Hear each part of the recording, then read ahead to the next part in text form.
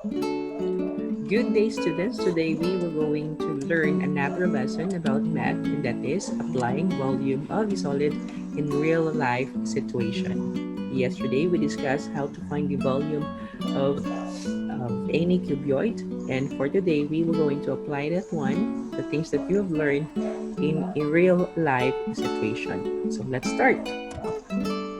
Before we proceed, let us have a review in finding the volume of any prism or cuboid.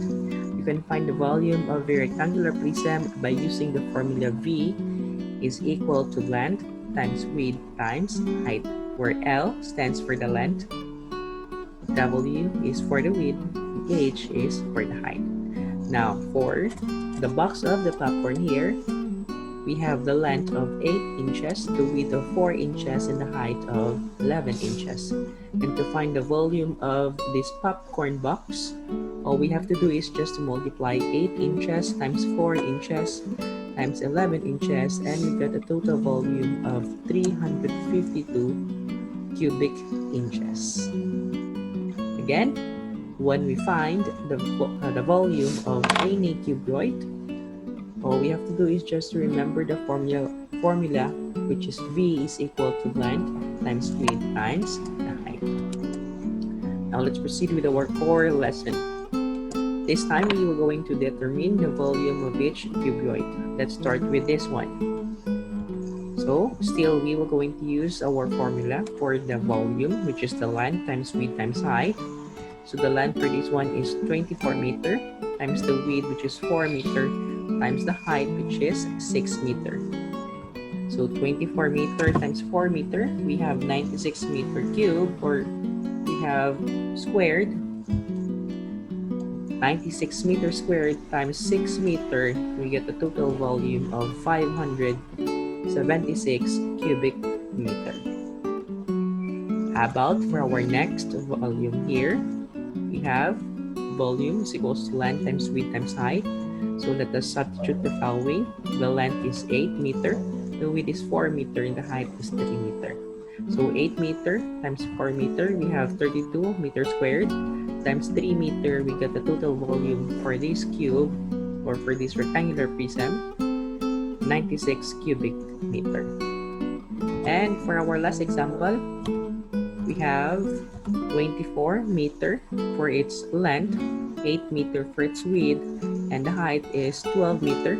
So 24 meter times 8 meter, we get 192 meter squared, times 12 meter, we get a total volume, which is 2,304 cubic meter. So in finding the volume of any cuboid or any prism, just remember the formula V is equal to length times width times height.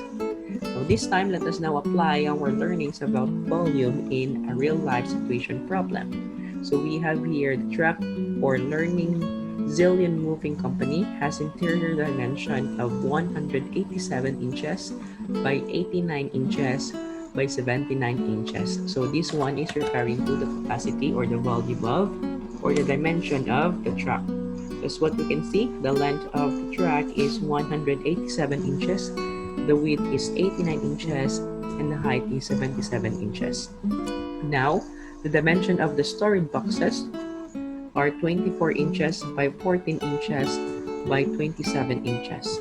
If the Learn Zillion Moving Company needs to move 200 storage boxes, now let us determine how many trucks will be needed.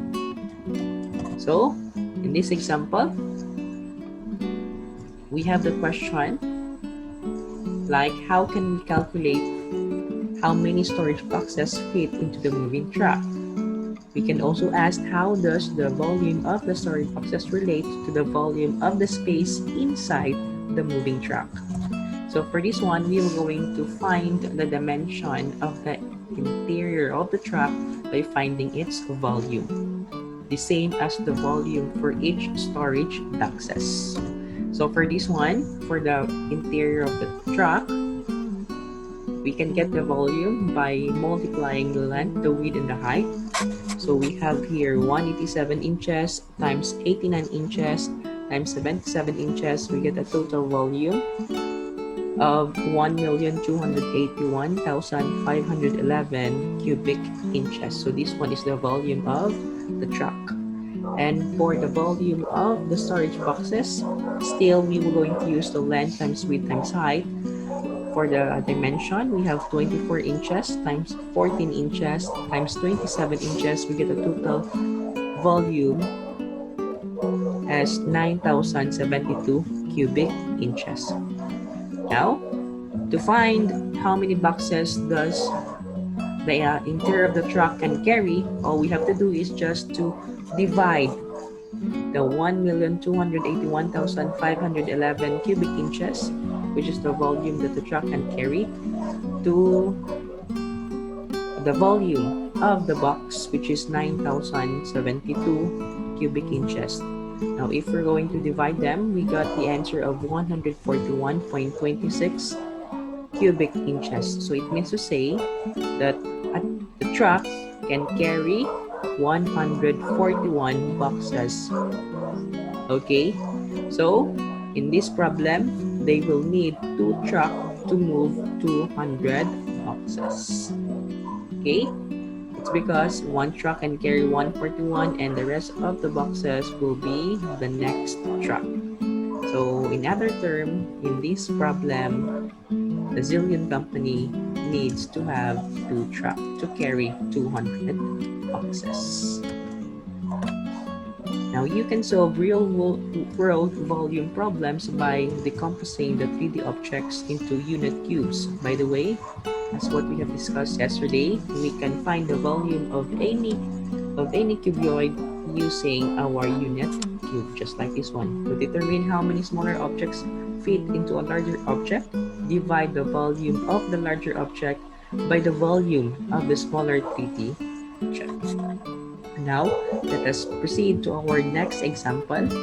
We have Luisa is selling Girl Scout cookies. She needs to pack all her old orders of Thin Mints into a box in order to ship them. The dimension of the Thin Mints box is 2.3 inches by 7 inches by 4.6 inches, while the dimension of the shipping box is 12 inches by 12 inches by 5.5 inches. Now the question is, how many boxes of Thin Mints will fit into one shipping box? Okay, and let us also explain how do we find our answer. Now for this one, we need to find the volume of the Thin Mint box and at the same time the volume of the shipping box, so that we can find out how many Thin Mint box can the shipping box can hold. So for this one, we need to find the volume using our volume formula, length times width times height. So this is the dimension of the Thin Mint box, 2.3 times 7 times 4.6. We get a total volume of 74.06 cubic inches, while the volume of the shipping box is 12 times 12 times 5.5.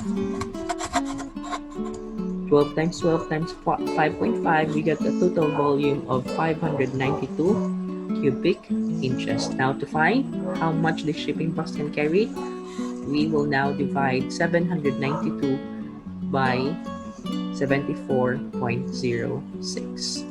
And when we divide them, we got the quotient of 10.69. So therefore, a shipping box can carry 10 Thin Mint box.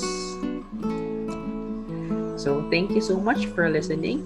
Please answer our activity in our next discussion. So thank you so much and have a nice day, everyone.